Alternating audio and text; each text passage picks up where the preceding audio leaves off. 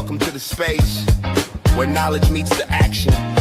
Welcome to the Empowering Show, where we break down the barriers, helping you grow. Financial literacy, speaking truth to the power. Real conversation, changing lives by the hour. We inspire to change, here we challenge the status quo. Sharing tools for building wealth, watching your seeds grow. Empower you to take control of your future. No more living in the past. We're the authors of the suture. Get ready, get set, let the movement begin. Because empowerment starts now.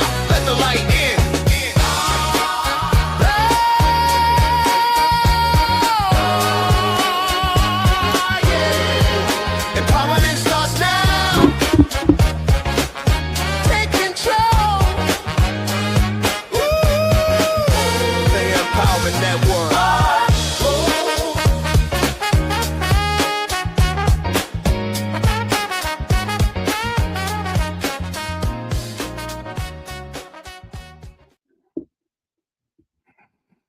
All right. It's Tuesday, June 16th. You know, for you guys who don't know, today is Tupac's birthday. So I'd just like to give a shout out for that, Tupac. I really enjoyed his music. He was a hell of an entertainer. All right, hell of a rapper. All right, my name is Kendall Stevnson, and it's Stevnson and Yates. Yates will be along in just a second. We like to open the show, as we always do, by looking at something to be grateful for. Well, I'm going to tell you something. I went to a Juneteenth festival this weekend. I wasn't able to stay, but I saw something that really made me feel good, and I feel grateful for it. I get an opportunity to work with a brother who's actually one of the pillars of the community, and he was shown that this weekend. So I'm going to introduce him. His name is Ronald Yates. Boom. What's happening, Ron? How you feeling today? I'm good, brother. Hotep, man. It was nice to see you get that award. That appreciation, you know, that community appreciation means a lot. It really does. It means a whole lot. Yeah. I wish we could do a little bit more for the community and maybe start bringing some of these crazy people together. You know, I was having a conversation with I'll say her name, Linda Zach, and we were trying to discuss some of the problems that we're having in politics. Like why didn't people vote for Kamala Harris? Well, we already know that was systemic, and there were other issues, and she was actually the better candidate if you look on paper. But there was a reason why people didn't vote for her. There was a lot of propaganda that was put out, as usual. Yeah, people have a way of utilizing the moral compass in their favor, or lack thereof. Yeah. We were having a discussion. We were talking about the transsexuals and how they politicized that. And I had a reminder, you know, I remember growing up in the projects, man. I think every other family has somebody gay or what did they call them back then? The drag queens is what they call them back then. And nobody really gave a damn. But they politicized it and they made it more than what it is. And I really just didn't like that. But her issue was, how are we going to get young people out to vote? You know, whether they vote Democrat or Republican, that really doesn't matter. But the issue is that they really need to understand that they got to hang on to these rights, and they got to use these rights, because if they don't, they will lose them. And when they lose them, then everybody's going to complain and they're going to cry, blah, blah, blah, blah. It's going to be a whole big issue because they're not allowed to, let's say, vote. So that's what you and I, we went to that meeting, and I was hoping that some of that would have come out in the meeting on how we're going to engage the youth within our community. Well, I think the way to engage the youth is to tell them the truth. And the truth is that the future looks very bleak for them. And it is, in many respects, our fault and the generations before us. We didn't fight hard enough. We surrendered, right? Like we've given up certain things in exchange for a bigger paycheck, right? Things that we deemed important 30 years ago don't have the same importance today. So for these young people, if you tell them the truth, if you tell them you have to fight like hell for your survival, for the survival of this planet, then that's a way of engaging them, by just telling them the truth. But instead, we take our children and we don't give them the necessary tools.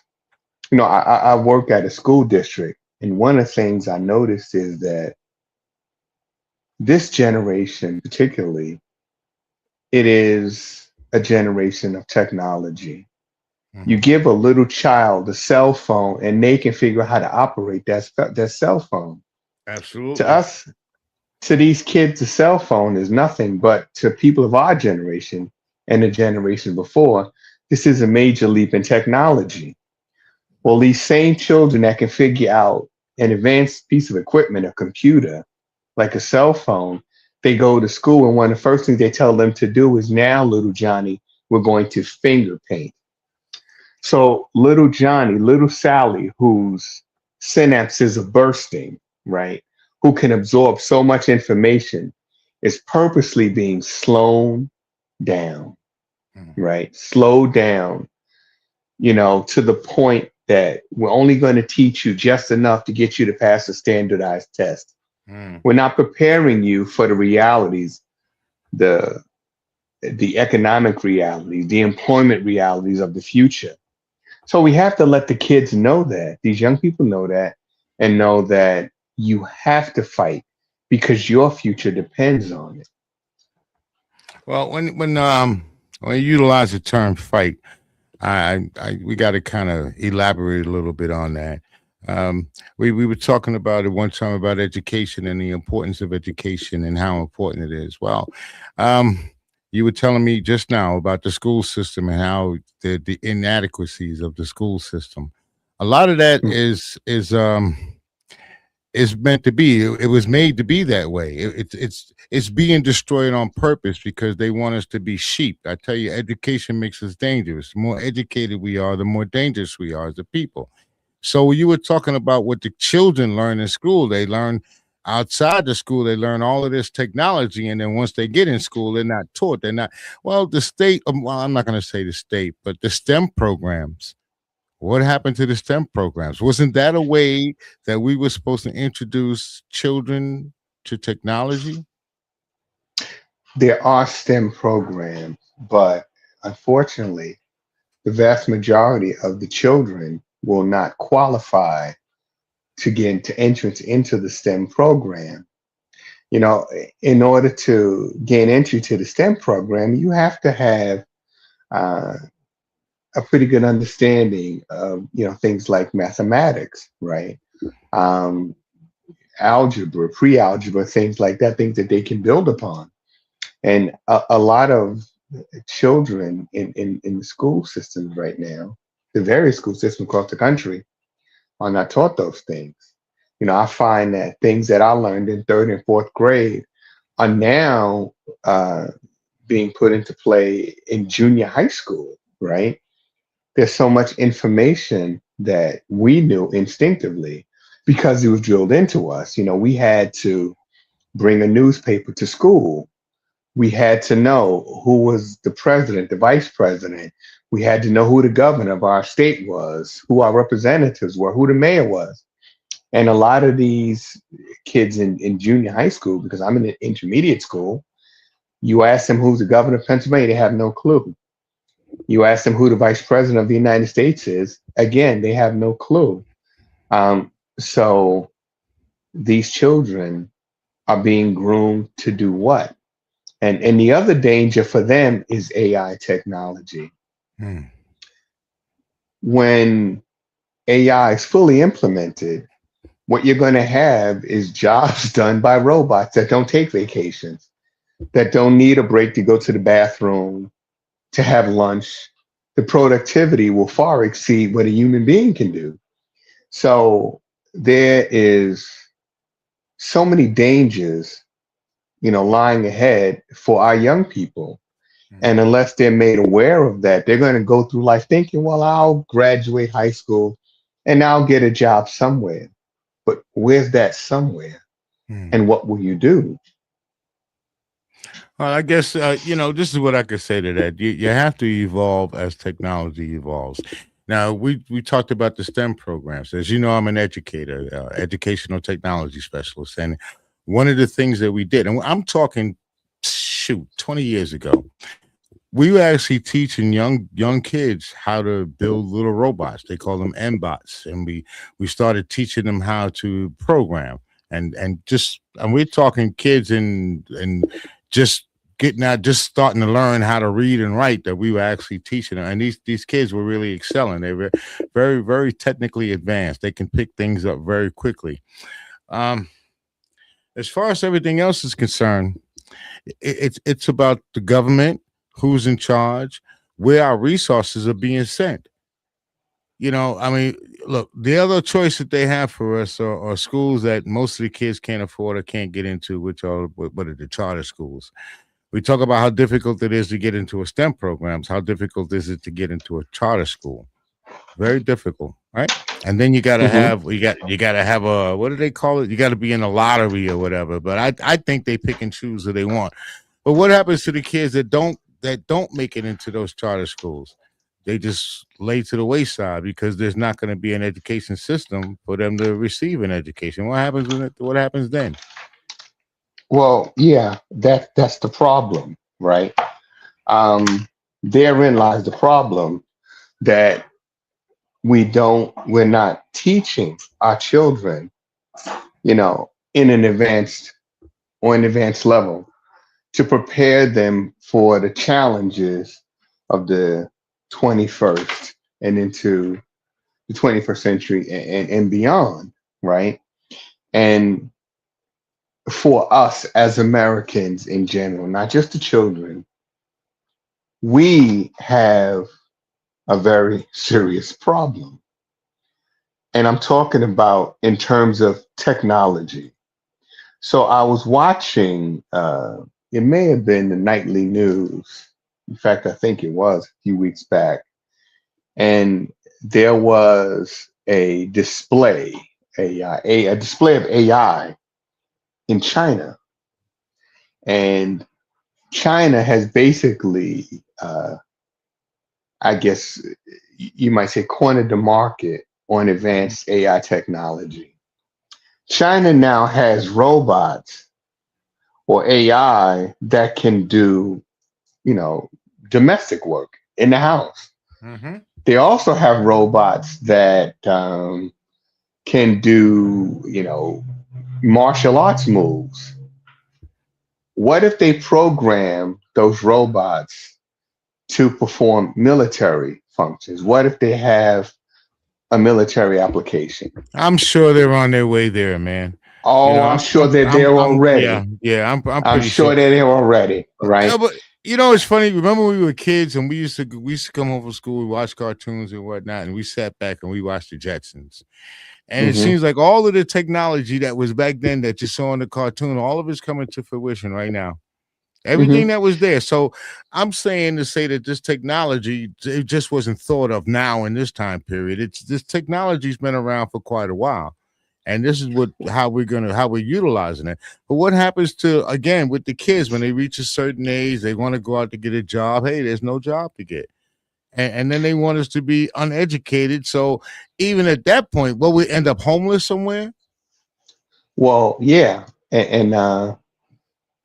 Right now, there are many people on the unemployment lines, right? It's just amazing to me how when Trump was elected to his second term and he bought on Elon Musk and they created Doge, Mm. so many federal employees were let go. And yet you look at the unemployment numbers, they somehow managed to stay low. So I think that people are either undercounted or simply not counted at all, right? To keep the unemployment numbers uh, relatively stable. But there are so many Well, people right now that cannot find jobs. yeah, What but happens wasn't when it these wasn't kids it graduate high school and college? right, but wasn't it I thought it came out that some time ago that the person that was actually in charge of doing the counting, if you want to say, got fired. That Trump fired him. And anything that came up that was a negative towards Trump, if you want to say, or towards what do you call it, unemployment, he fired those people. And the He people did that he that. fired, right? And the people that he fired from the federal government were predominantly people that look like you and I. And they started that nonsense with the DEI programs and the affirmative action nonsense. They started talking that nonsense, you know. So those are the people that I mean, we're at the highest unemployment rate ever as far as Black people are concerned, you know. Well, so that kind of puts an asterisk on what I've been saying. So for these young people that are going to graduate high school, college, and or just recently graduated high school and college, they come out into the job market and they find the job market is extremely limited, right? Mm-hmm. They're only hiring for certain sectors of the economy. And for the most part, most people are going to be pushed into the service sector, where they're going to receive low wages, minimal, if any, benefits, right? Mm-hmm. The other jobs that they might pursue would, of course, be medicine, nursing, being a doctor, or some form of tech. Oh, I thought you froze up on me, brother. Well, he was saying that in at other forms of medical field that people may want to get involved with, which would be working as a technician or something along that line. But today, what we were discussing, the prelude into our unemployment and where are we going with our unemployment rate. We discussed already that us as African Americans, we're at the highest unemployment rate, and we want to know what's going to go on with our children in the future. I would love to know what's going to go on with our children in the future. And the way it seems like, we're going to have a rough road ahead. And I think that's done by design. I think that they want to make a working class, have that little class that they can put out in the fields. This is what they're doing, I guess, with the incarceration, because that's one of our biggest business here is incarcerating people so that we can utilize them for labor, free labor. So maybe that's what they want. They want some kids to move off into one direction, that like say management, and then they want another sector to move off into another direction. But they're making this determination who's going to be able to do what based on the education that they may have. Okay, Ron is back, so let me bring him back in. There you go, brother. Yeah, you faded off for a minute. I thought I'd I take thought you out that and was bring you you that back. went out. Nah, I'm good. I was here. Oh, okay. Yeah, I just saw that your picture went out. Yeah, you froze. Okay, it's Oh, all okay, good. okay. But we here now, and you were telling me about as I was telling the viewing audience that I was talking about our children and where we're headed that in our future, and it just seems that the way that the society and the way things would be set up is this got to do with being a what do you call it, capitalist society? Because it seems in order for a capitalist society to work, you got to have the rich, but you got to have the poor too in order for things to work out. Everybody can't be on an even plane, and you can't have a little bit at the top and well, now this way it's going to get a little bit at the top but a lot at the bottom, and the AI is taking over what's ever in between in the middle. Well, in terms of education, what's interesting is the American educational system is based on the German system. Our system was created by a man by the name of Hegel, and our system is known as the Hegelian dialectic. And you have to understand that for probably until the 19th century, education was a privilege of the wealthy. Mm-hmm. You know, people talk about Christianity spreading throughout Europe. Well, you have to understand when Christianity was spreading through Europe, most of the people were illiterate, couldn't read or write. So the priests would tell them what was in the Bible, just like they told us on the plantations. They told the masses what was in the Bible because they couldn't read it for themselves. It wasn't until probably the 19th century that governments decided that they had to offer some form of education. Prior to that, they didn't see a need to, simply because all you're going to do is be cannon fodder for the royal family, or you're going to be a peasant and you're going to pay taxes to the royal family. How much education did you need for that? Well, as the world economies began to change, and they needed to establish a middle class, they needed to have people with a slightly higher degree of understanding. It takes a little thinking, say, to operate a train, right? A locomotive, to do construction, to do drafting and architecture. It takes some thinking. So they had to establish a middle class. Well, now the economy and the thinking has shifted again, and the middle class has basically been obliterated, right? Under the Reagan administration and subsequent administrations, what happened was the greatest redistribution of wealth from the poorest to the wealthiest. So now you have Elon Musk, who's now a trillionaire, right? How did that happen? People in this country are getting progressively poorer, but the top 1%, well, their coffers are literally bursting. And let me ask you something. We talk about this money situation and who got it and who don't got it and where's it being spent. I'm very happy for the New York Knicks. I tell you, we waited a long time to see them achieve it and reach the goal to become champions. How much was the seat for those tickets? I think the cheapest seats were $8,000 to $10,000 per seat. And that's in the nosebleed section, right? Sections that, 40, 50 years ago were $10 are now $8,000 to $10,000 to go to watch a basketball game. Right. That was my point. There had to be at least maybe close to $1 billion that had to be spent on just people going to see it in the stadium. And then how much money was spent on media? How much money was spent on the parties, the watch parties? I mean, you're talking billions of dollars, but yet we can't find a nickel or a dime to feed the poor. We can't find anything to help out SNAP programs, or we can't find anything to help the Medicare or Social Security or any of the other needs that we have. But we can find money to take our ass down to a basketball game. We can find thousands of dollars for that. And not to criticize anybody, but it's the truth. You say the 1%, so I guess the stadium must have been filled with the 1%, because I can't afford to buy no $10,000 ticket. How about you, brother? Neither can I. And this is what I was saying about the thinking of the wealthiest among us has shifted. Years ago, they would invest money into education, right?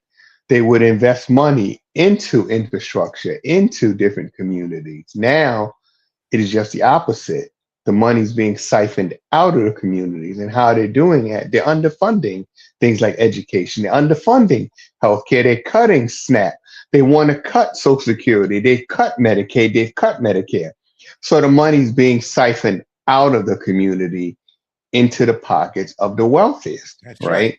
That's right. And the problem is that for us, average American people, we're so busy arguing over who's a real conservative and who's a Democrat and who's left and who's right, that while we're arguing, it's like they're turning us upside down and shaking every dollar out of your pocket.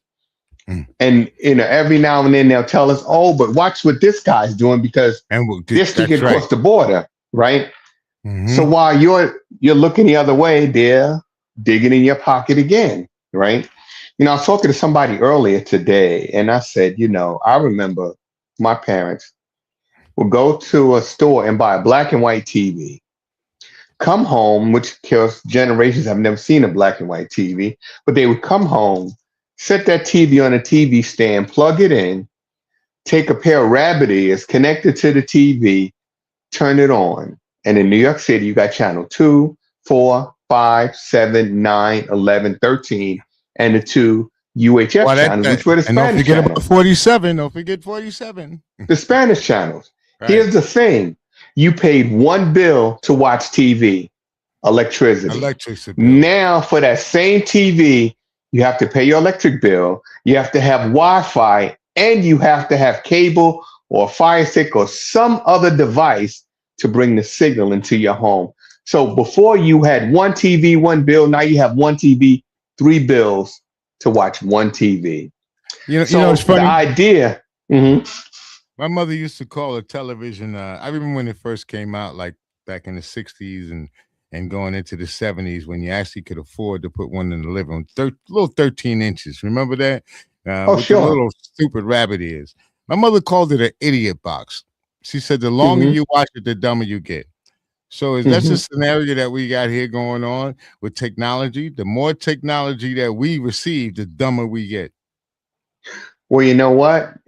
George Orwell wrote in the book 1948, he talked about us looking at these giant screens to receive propaganda. And Mm-hmm. now we have people with 80-inch TVs mounted to their wall, and they sit there glued to the TV. And I think you see that when you talk to people, especially as it relates to politics and the hyperpartisanship in this country.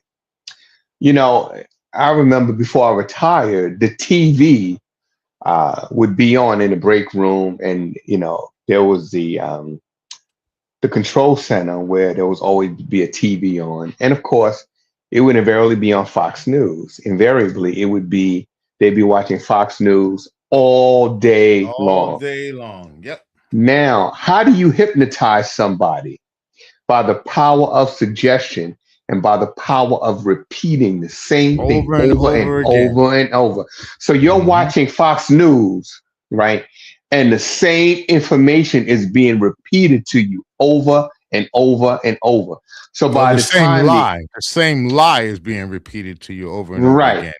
Right. So by the Mm-hmm. time your shift is over, you are now going to repeat verbatim exactly the information that was fed into your subconscious. Mm-hmm. So, yeah, You what's know, happening is, in computers, we call that garbage in and garbage out. So what we got going on, and pretty much with this administration and the way our society is going, we have a lot of garbage going in, which was going to do what? Garbage coming out. mhm. Did you see this Now, guy down in Washington, D.C.? I'm sorry to cut you off, but you see what he's mhm. doing in Washington, D.C.? He's putting up You all this talking little about?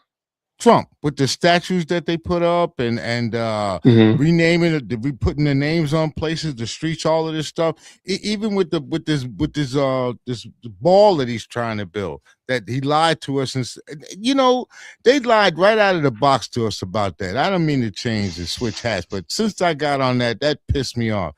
So they come out. The first thing they said was, "Well, that donators and we got people that are going to pay for this."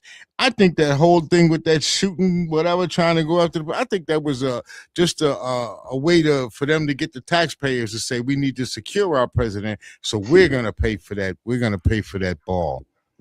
Well, That ball. absolutely that was the goal, and it worked. And you have to keep in mind, right, that Trump works in a world of distractions, right? Um, the more he can keep you distracted, the more he can get out of you, right? I think he just had this UFC event on the grounds of the White House on Sunday. That was an event that raised funds for him, right? His companies, his family, right? Um, it is corruption at the highest level, right? But Mm-hmm. I think what's really important right now is today Trump announced that an agreement had been reached between the U.S. and Iran. Trump was desperate for this agreement. Oh, I know he's saying, well, the Iranians are dying for a deal. No, they weren't. The Nope, they Iranians sure won. weren't. The Iranians won this war. The Iranians proved the point that they can outlast the United States and Israel. And the problem here is Israel is not happy with this agreement. Israel wanted this war to continue. So, I'm going to say this on air. I suspect that in the coming weeks or months, there's going to be a terror attack, right? And of course, the blame will be placed on the Iranians in Yep. order to get this war going again. Because for Benjamin Netanyahu, or more specifically, Benjamin Milotovsky, for him, war keeps the people of Israel distracted. Benjamin Milakovsky, also known as Netanyahu, has some very serious legal troubles, both he and his wife. Yep. As long as the shooting continues and the people believe Israel is in danger, that only plays into the hands of Netanyahu. But if the shooting stops, if there's no war, then the people are going to revert back to the charges against Netanyahu and his wife. That's why it was so important for Trump to get reelected. Because if he didn't, Donald Trump would be sitting in prison right now. Let me ask you a quick question. Yeah. Let me ask you a quick question. What do you think it would have been like if we had Kamala Harris became president? I know we wouldn't have all this nonsense that we have it now with the tariffs, with the war, with the oil. What do you think it would have been like? The tariffs we would not have had, clearly, right? I mean, we had free trade with Canada. That was stupid, really stupid to tariff a country that you have free trade with. In terms of the war, now you have to understand foreign policy, particularly as it relates to the Middle East, or what's called Middle East, that does not come from Washington.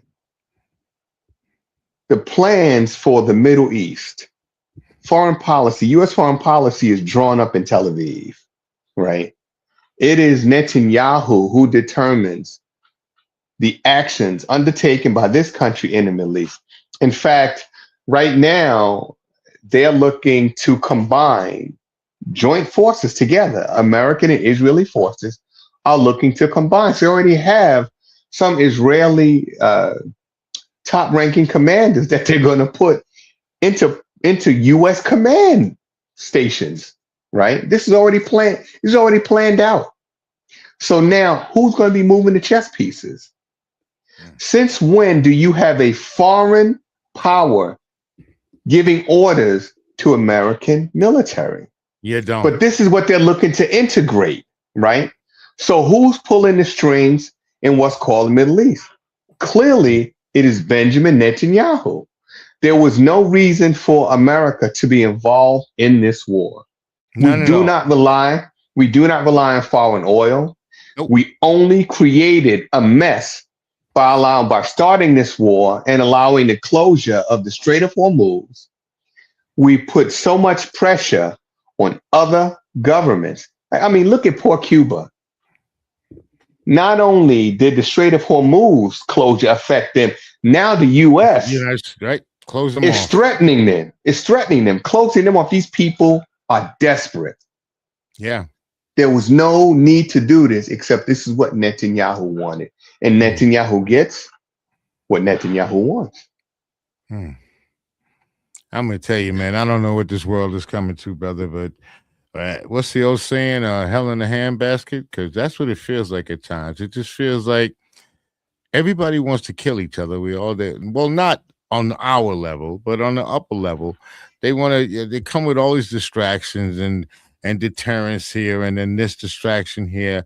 But in reality, they just want to kill each other off, or they want to rob each other. They want to take all of the monies that there is. I don't know how rich a person could want to be, but geez, I mean, like I said, man, I don't understand what's going on in this world.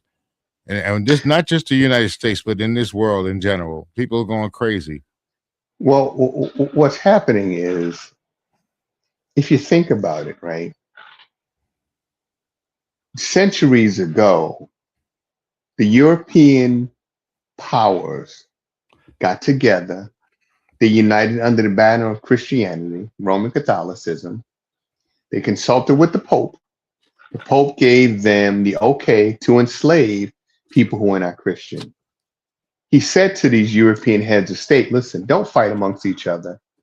Go down to the places where the non-Christians live and subjugate them, right? Well, now what you have is you have those people who have been subjugated for so long who are rising up. And I thought about something the other day. If you look at the flag of Great Britain, the flag of France, and the flag of the United States, what do they all have in common? Red, white, and blue. Red, white, and blue, and it's not a mistake.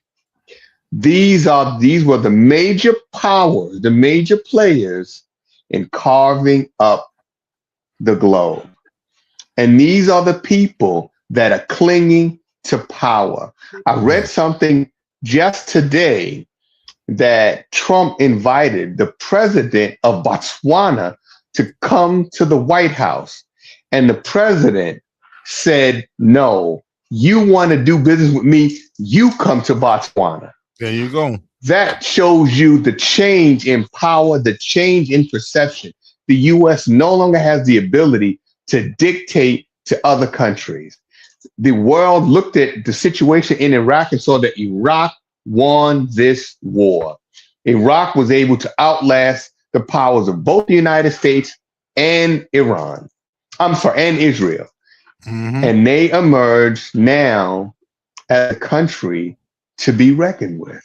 Well, and they still have the missiles, the ballistic missiles. They still have that stockpile and the drones. Well, they just shot down a helicopter with drones. So how could Trump say that we obliterated their arsenal? Now, you have to go back to a year ago in June when Trump launched an attack on Iran and said he used these heavy munitions, these bunker buster bombs, to destroy Iran's nuclear stockpile, right? Their enriched uranium. He said he did that a year ago. Then 10 weeks ago, he goes to war with Iran to obliterate stuff you obliterated last year. Then he tells us how he's destroyed their Navy, destroys their Air Force, degraded their army. Yet they were able to shoot down a helicopter just last week. So clearly, everything that we're being told about Iran and Iran's weaponry is a lie. Iran's budget or their ability to withstand economically is also a lie. We only get one side of the story. Well, you know the rest of this line. How could you tell if a person if Trump is telling a lie? How can you tell? His mouth is moving. His mouth is moving. I told you right on. That's right. Mm-hmm. His mouth is moving. Yeah. So every time his mouth is moving, man, he's lying. You got to take it as that, as he's lying. And they're investing monies in drones. What's his name? Eric Kushner, the son-in-law. Jared, yeah. Yeah, Jared. He just bought a whole bunch of drones, building drones. Well, military style drones. And here's the worst part of it. Donald Trump said he criticized the plan that Obama had drawn up with other countries, mind you. I think it's the JCPOA. They came up with a plan. They presented to Iran to prevent Iran from enriching enriched uranium to build a nuclear device. Mm-hmm. I think what happened was, as part of the agreement, Iran was given $400 million that had been frozen, their own assets. Well, now, as part of this agreement, that Trump tore up the agreement, said it was terrible. Now you went to war with Iran, and now you're trying to reestablish the same agreement that you had from 6 years ago. Now you're trying, or more than 6 years ago, from 2015. Now you're trying to renegotiate that same deal. But this time, Iran stands to get $24 billion. And he said Obama was basically a fool for giving him $400 million. Now you're giving them the money that it was assets that were frozen. Right, now you're giving them $24 billion to rebuild Iran. But our money, which also means to rebuild their weaponry, their arsenal, right? And this whole thing, Trump tries to say, listen, it was necessary for us to attack Iran because Iran was close to building a nuclear weapon. Now, this is after last year when you obliterated them, when you dropped these bombs and you said you set their nuclear program back generations. Well, after that, you told us, well, now we got to go to war to obliterate what we obliterated already. Well, here's the thing, right? you know, for Trump, now you put yourself in a situation where you're going to pay these people to rebuild their weaponry, rebuild their cities, right? And what did America get out of this?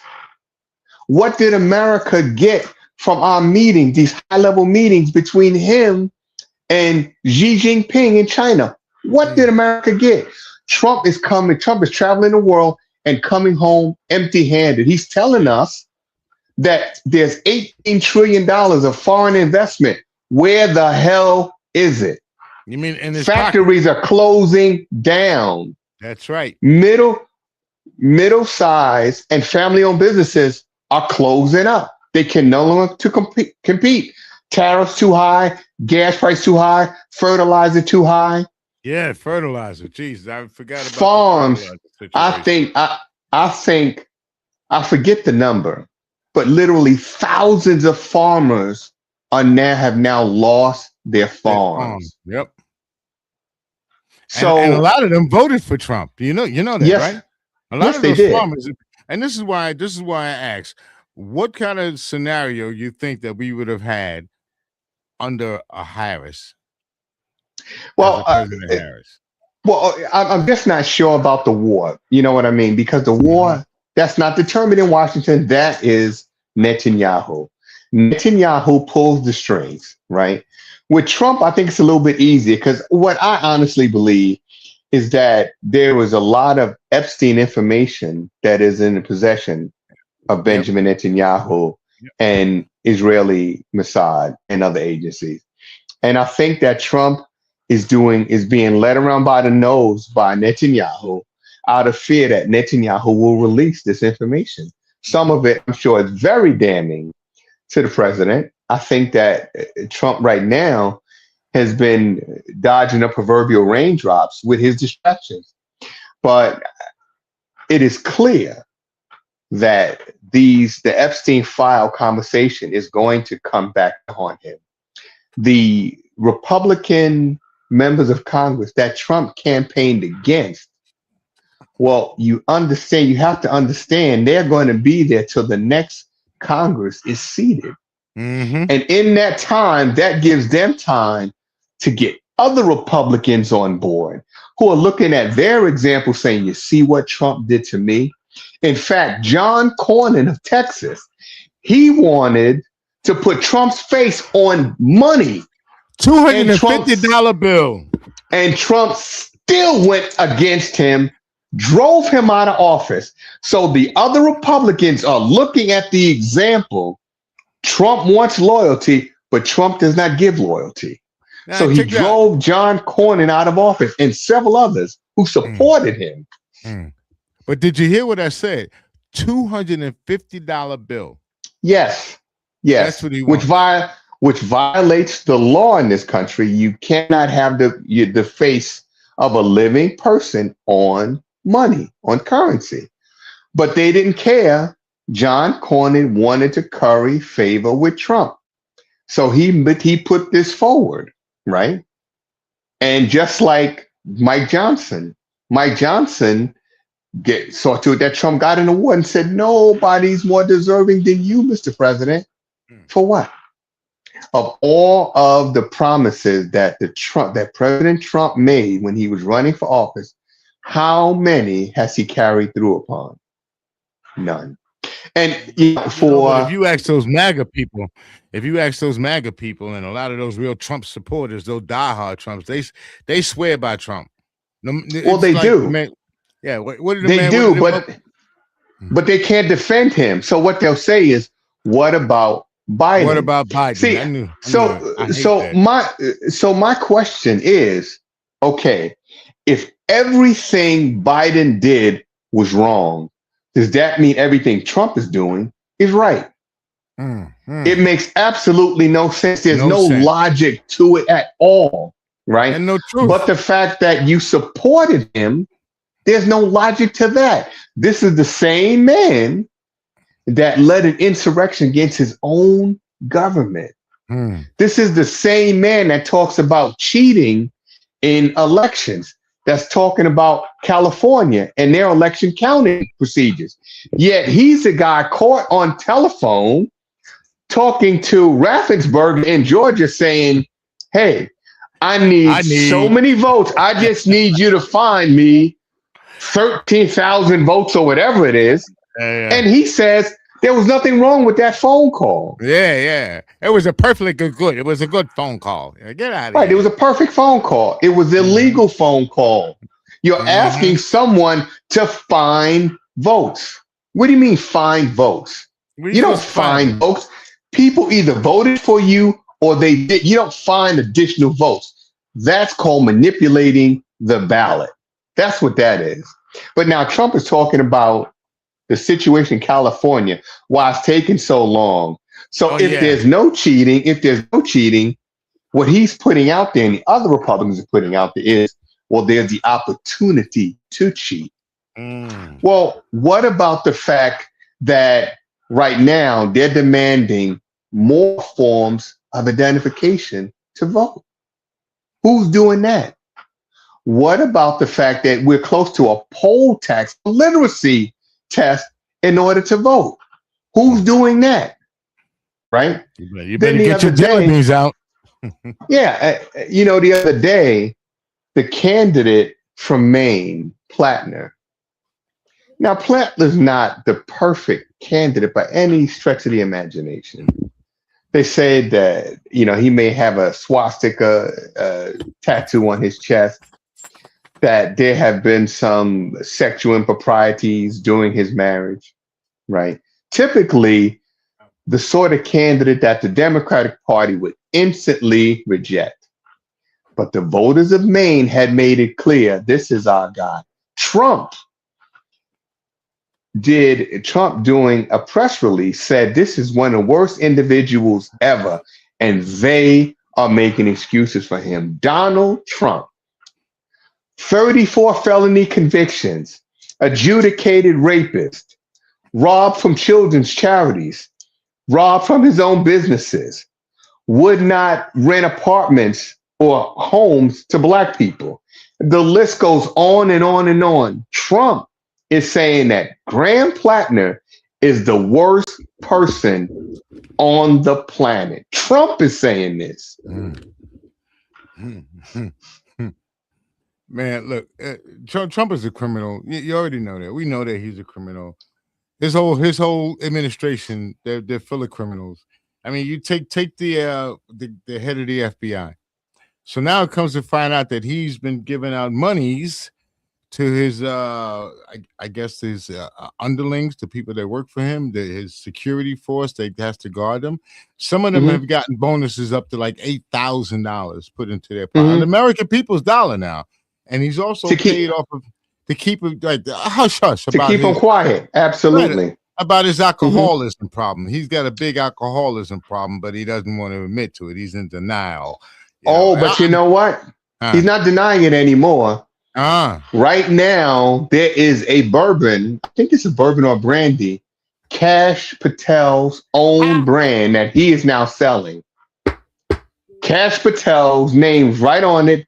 FBI director. Kash Patel, like the other members of the criminal organization, is cashing in. So he's now selling alcohol.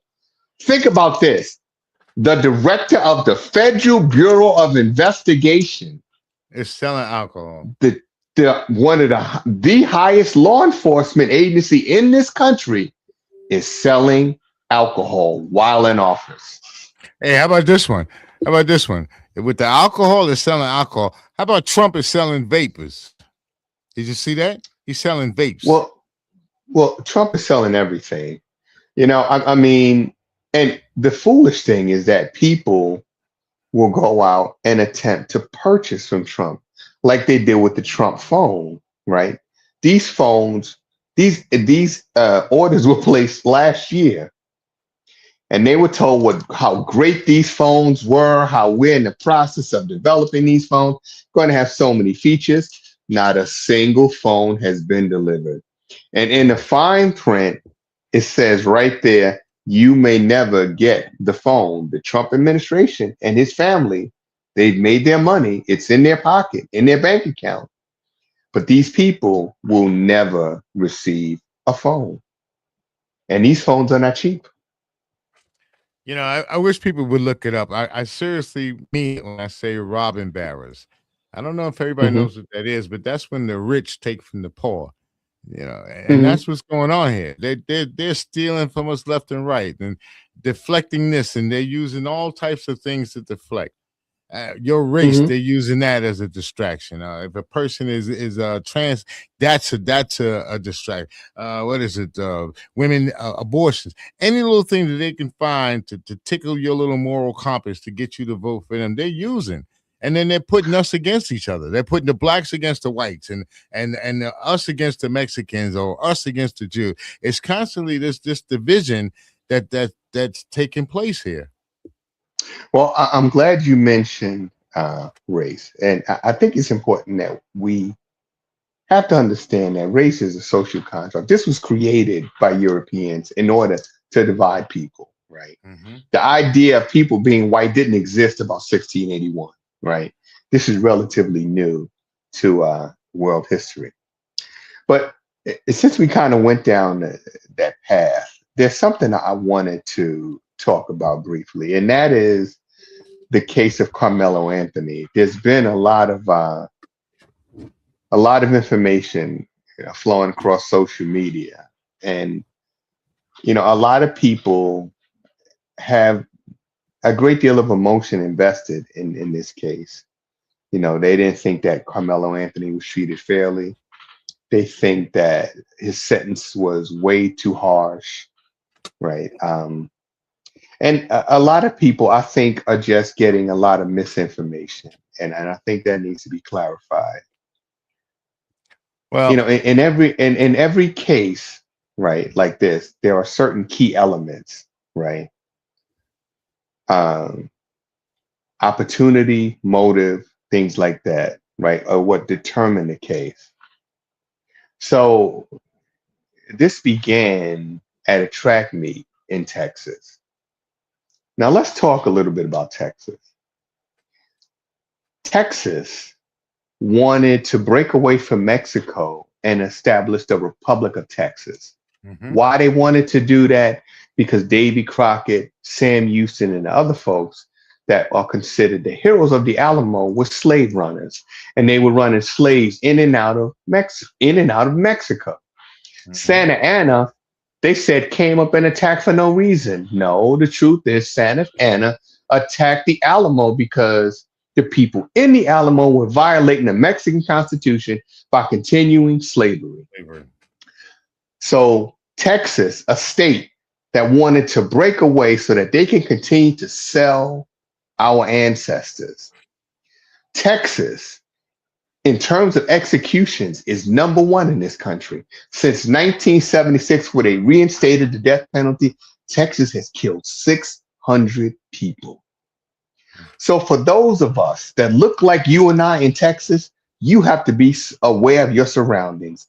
Know the legacy of Texas. Know the history of Texas. Know that James Byrd was dragged behind a vehicle till his body disintegrated in Texas. Mm-hmm. This young man, Carmelo Anthony, this is a sad situation all the way around. Carmelo Anthony made a horrible mistake. He brought a knife onto school grounds, school activities, right? You cannot do that. I don't care what you want to say about, people talk about, well, it's self-defense. It's not. I know people, again, this is a lot of emotion, I think this and I feel that sort of way. From a legal aspect, you cannot bring a weapon into a school event. Mm-hmm. Second, if someone is antagonizing you, the thing to do is distance yourself from them, right? Carmelo Anthony did not do that. One of the big mistakes he made, he got into an exchange, a verbal exchange with this young man, and he had his hand in his bag. The problem is people are hearing this exchange, right? They're hearing you say, if you put your hands on me, see what I'm going to do. You've got your hand in the bag. which sort of indicates you have something in that bag, potentially a weapon. Altercation starts, out comes the weapon, and he stabs this young man. Young man lost his life, and another man is young man looking at 35 years in jail. A young man who's probably never been on a proper date, right, as yet. And now for the next 35 years of his life, locked up in a cage. You know, I could see them hitting him up with the illegally bringing a weapon onto the property. But mhm. I mean, he was also in a state where you have your stand your ground laws as well. Stand your ground is a little bit different. First of all, you have to understand something. Stand your ground does not necessarily apply to us. I know there have been black people who, by law, stood their ground, and the law defended them. And I'll give you that case in a minute. Stand your ground is if a person is harassing you or threatening you, you don't have to give ground or retreat, right? I get that. But here's the situation. You bought the weapon. You were in their tent. A rainstorm came up, and he walked into the tent of the opposing team, right? And they told him to get out. Mm. If you're in a situation, hostile environment, leave. And when you talk about staying your ground, now I'll go through this very briefly. There's a man by the name of John Wilson. He moved from North Carolina to Kennesaw, Georgia. The law in Kennesaw, Georgia is that you have to own the gun. Not that you should own the gun or may own the gun. The law says you have to own the gun. John Wilson was building a house. He got into a dispute with the general contractor. Well, the result was John Wilson told the man he could not return to his property and got a restraining order preventing him from entering his property. John Wilson and his wife left to go, I don't know, shopping or whatever. He gets a call from his son and says, "Hey, Dad, somebody's on the property." He said, "Well, go see who it is." His son goes outside, and it is the contractor who's forbidden to be on the property. The contractor, who we found out later on has a drug problem, produced a knife. The son ran back in the house and called his father, said, "It's the contractor, he chased me with a knife." Father says, "Call the police." He's on his way home. He called the police. So it's 2 calls made to local police.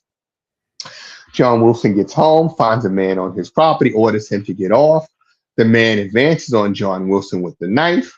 John Wilson pulls his gun that the city of Kennesaw told him he had to own, shot and killed this contractor. The police came, said, "Look, he's got a knife. He threatened you. He's on your property. You have a restraining order, no charges." 1 year later, the district attorney decided to charge John Wilson with murder. John Wilson was fighting his case and would not take a plea. Finally, John Wilson decided his wife had cancer and was rapidly deteriorating. John Wilson said, "I'll take a plea in order to get out to see my wife one last time." They released John Wilson 1 day after his wife died, never told him. Wow. And that is a perfect example of stand your ground. Wow. So down in North Carolina, the preacher, Pastor Barber, is still fighting that case to get John Wilson's conviction overturned because stand your ground does not work for us. Yep. And on that note, we're going to have to pick this up on the other side because it seems like somebody's been telling me it's time to get off. You hear them? I hear them. Sound like police coming down the street. I hear the sirens, yeah. Did you hear them? Yeah. I hear them. Yeah, I guess that's time for us. That's letting us know it's our time to go. So I guess we're going to have to say peace and ashe. And just please remember, Juneteenth. I believe we celebrate that on Sunday. Is that correct? Is that the correct day for celebration? Well, June 19th. So that would be Friday. This Friday. Yes. This Friday coming up. All right. Well, just make sure. And there's one thing I'd like to add. Out at Juneteenth, I spoke to a canvasser for Paige Cognetti. And she said that she's going to reach out to the Cognetti campaign and see if they will come on to the podcast Oh, okay. and talk about some of the things that she's looking to do. She's actually running against Bresnahan, Senator Bresnahan. Okay. All right, good. So she wants to kind of introduce herself, Congressman Bresnahan. Yeah. All right. Yeah, so she wants to kind of introduce herself to this area because she's the current mayor of Scranton. So she's not really familiar with this area or the people here. So she wants to kind of introduce herself. So that may be something we may be doing very soon. All right, cool. Come on with this guy. What is this guy doing? Come on, man. Relax yourself. We're going. We're going. All right, people. Thank you very much for tuning in. This is Stevnson and Yates, and we are politricking. As usual, I like to say the little quote, be yourself, because everybody else is taken. And of course, I picked that up from someone else, a good friend. And I say peace. My brother says hotep, ashe, Hotep. and we're out of here. Welcome to the Empire One Show, where knowledge meets action. Yeah, we break down barriers to financial literacy.